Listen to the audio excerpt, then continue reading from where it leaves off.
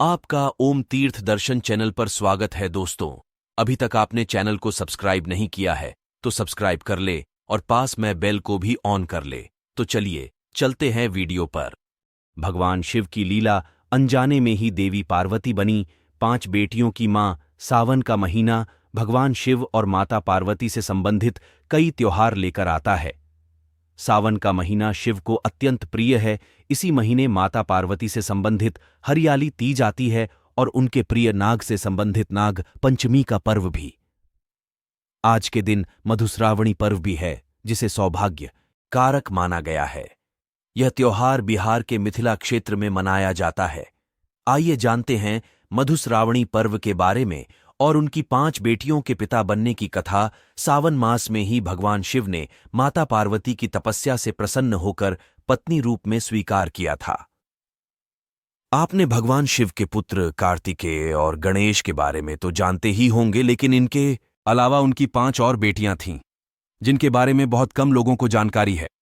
मधुश्रावणी व्रत में बताया गया है कि एक समय सरोवर में भगवान भोलेनाथ और माता पार्वती की जल क्रीड़ा चल रही थी। उसी समय भगवान शिव का वीर्यपात हो गया, जिस उन्होंने एक पत्ते पर रख दिया। इससे 5 कन्याओं का जन्म हुआ। यह 5 कन्याएं मनुष्य रूप में न होकर नाग रूप में थीं। शिव पुराण में भी शिवजी की एक पुत्री का जिक्र हुआ है, जो नागों की देवी मनसा है। देवी पार्वती को इस बात की जानकारी नहीं थी कि शिवलीला से 5 नाग कन्याओं का जन्म हुआ है, जबकि शिवजी को अपनी 5 पुत्रियों के बारे में पता था और वह उनसे स्नेह भी रखते थे। इसलिए हर सुबह सरोवर पर जाकर उन कन्याओं से मिल आते थे और उनके साथ खेलते थे। हर दिन महादेव के सुबह सुबह सरोवर पर चले जाने पर माता पार्वती के मन में शंका के बीज अंकुरित होने लगे। इसलिए उन्होंने तय किया कि इस रहस्य को जानकर रहेंगी।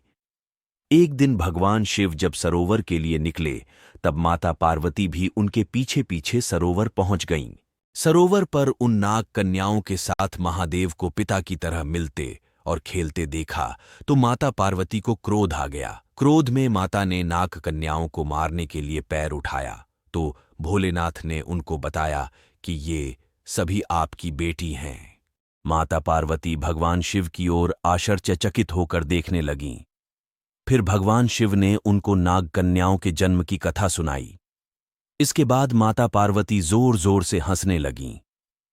इन नाग कन्याओं का नाम जया, विषहर, शामिलबारी, देव और दोतली है। महादेव ने कहा कि जो भी इन कन्याओं की पूजा करेगा उसे जीवन काल सर्प भय नहीं रहेगा, साथ ही उसके परिवार को कभी भी सर्प नहीं डसेंगे।